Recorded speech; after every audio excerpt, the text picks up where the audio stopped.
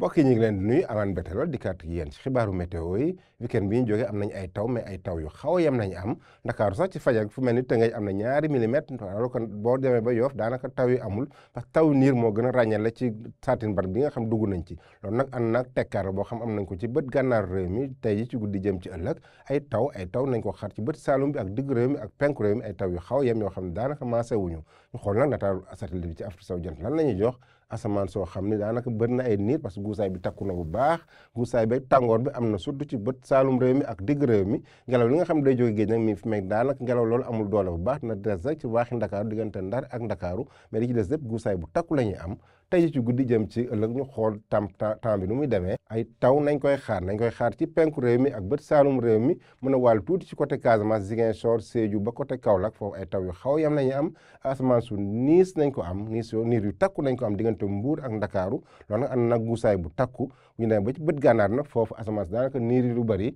fu mel ni Ndar jàpp tuuti côté Louga ak tàngaay bu takku nañ ko am fu mel ni Podor 20 degré juróom-ñaar lañ am Ndakaaru tam na tàng lool daanaka bokk na ci gox gi nga xam ne day gën a tàng ci guddi gi fu mel ni raw gàddu gi nag nañ ko am Matam tas na am 20 degré juróom-ñett digg réew mi na am 20 degré juróom ci goxu xaan yu bëri bu ñu demee ba ci bët Saalum réew mi nag 20 degré ñaar ba 20 degré ñett la ñuy am parce que taw yi nga xam dañ ko am tey ji ci guddi mooy tax mu maanaam tàngooru guddi gi wàññeeku bu baax ñu xool nag bëccëg gi nu muy demee maanaam bëccëgu talaata gi dañu am ay taw ci bët Saalum bi digg réew mi ak goxaan yu bëri ay taw yu xaw yemamaay nag mën nañ ko am diggante Mbuur jàpp tuuti côté Ndakaaru ak niir yu takku nañ ko am ci bët gànnaar bi jàpp Ndar jàpp Podor ba Matam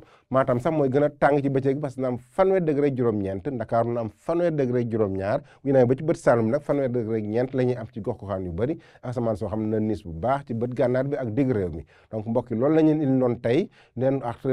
tekkaaral lañ ko am ci bët gànnaar bi ak ay taw yoo xam ne nañ ko xaar ci digg réew mi mën a wàll tuuti ci suba ëllëg ci bëccëg gi laal tuuti ci côté waaxi Ndakaaru ay taw yu xaw yam lay am donc mbokk yi loolu la ñu indi loon tey mais bu leen fàtte dem suñu plateforme ay information yi gën a ràññeetle ñu leen jox dig daje ba suba ak jàmm wasalaam